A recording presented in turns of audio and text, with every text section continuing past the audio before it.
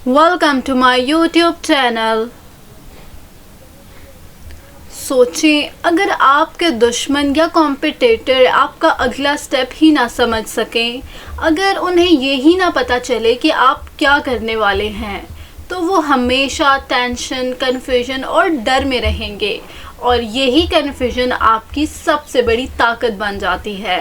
जी हाँ, इस वीडियो में हम बात करने जा रहे हैं द 48 लॉज ऑफ पावर के लॉ नंबर 17 की, जो है keep others in suspended terror, cultivate an air of unpredictability. यानी दूसरों को हमेशा उलझन और दहशत में रखो और अपनी हरकतों को गैर यकीनी बनाओ। इंसान आदत का क्रिएचर है। हम सबको रूटीन और प्रिडिक्टेबिलिटी पसंद है, लेकिन अगर आप अपने एक्शंस अनप्रेडिक्टेबल रखें तो लोग हमेशा घबराए रहेंगे। वो अपनी एनर्जी आपका अगला मूव गेस करने में ही ज़ाया कर देंगे और इसी उलझन में आप उन पर हावी हो जाओगे।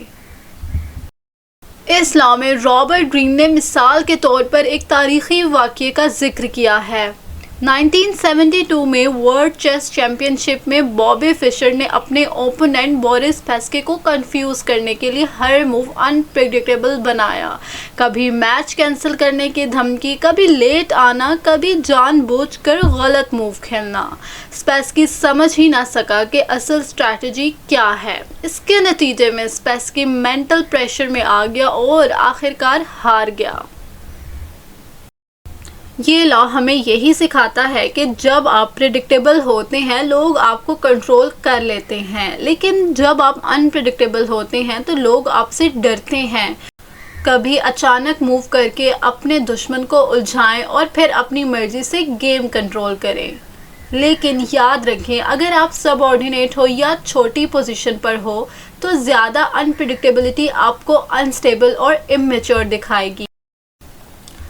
कभी कभी एक फिक्स्ड पैटर्न बना के लोगों को सुकून देना भी स्ट्रैटेजी होती है, ताकि असल वक्त पर जब आप पैटर्न तोड़ दो तो असर डबल हो। अगर आज की वीडियो आपको पसंद आई है तो वीडियो को लाइक करें, शेयर करें और हमारे चैनल को सब्सक्राइब करें, ताकि हर नए आने वाले लॉ से आपको आगाही मिलती रहे।